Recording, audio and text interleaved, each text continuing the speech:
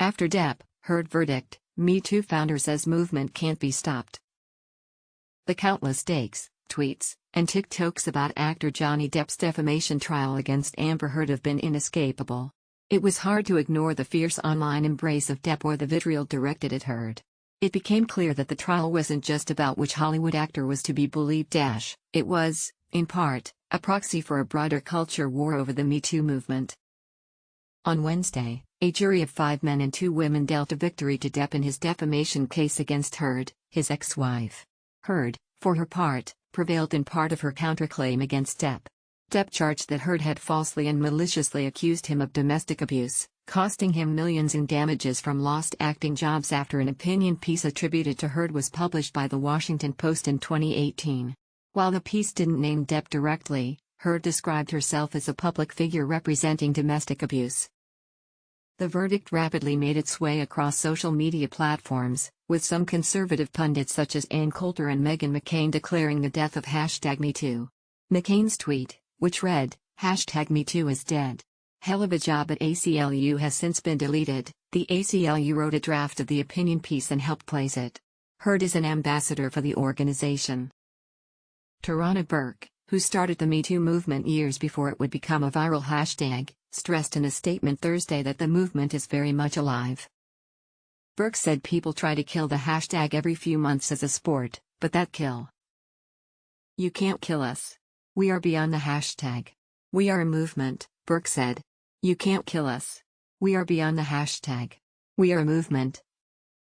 Days earlier, Burke's organization, Me Too International, issued a statement acknowledging the mockery of assault, shame and blame over the weeks of the trial, calling it a toxic catastrophe and one of the biggest defamations of the movement.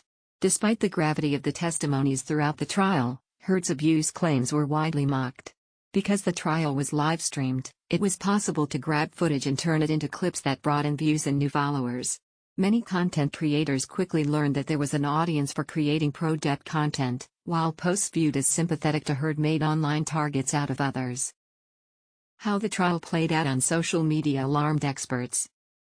It's not just that the extremely serious issue of domestic violence was turned into a lurid spectacle on social media, but also that mainstream media and public discourse so thoroughly bought into the misogynist narrative that obscured the underlying, and straightforward, legal issues. Marianne Franks of University of Miami School of Law told CNN Business on Wednesday after the verdict.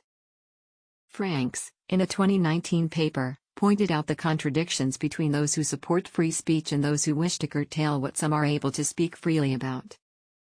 It is women's speech that has been most feared, and thus extensively regulated, criticized, and prohibited throughout American history, she wrote in 2019, adding that a mass movement of women speaking out about experiences and abuses that have long been suppressed, such as the #MeToo movement, should be praised as the quintessential exercise of free speech.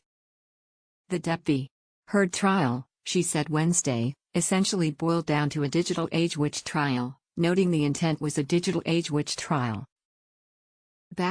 Carrie Goldberg, an attorney whose firm is known for representing victims of sex crimes both online and offline, tweeted Wednesday, "We've had a good % of potential clients come through intake these last couple weeks who need legal help against an abusive ex and have expressed terror at how they are afraid of being retaliated against like Depp." The pro-Depp fervor was particularly evident on TikTok. Shortly before the verdict was read, the #JusticeForJohnnyDepp hashtag had garnered 18.8 billion views, while #JusticeForAmberHeard had amassed just 68.2 million. It's a massive celebration on TikTok right now for Johnny Depp, Ashley Roberts, a TikTok user who previously found herself in the crosshairs of pro-Depp supporters and men's rights activists for expressing a differing viewpoint, told CNN Business Wednesday evening. It wasn't a total absolute loss for her, added Roberts, referring to Heard winning part of her counterclaim, a fact that she said isn't acknowledged in many celebratory posts. Post-verdict, the hostility toward Heard raged on, with people using the #MeToo to berate her and feeling emboldened by the verdict to do so. Heard, meanwhile, has indicated she plans to appeal.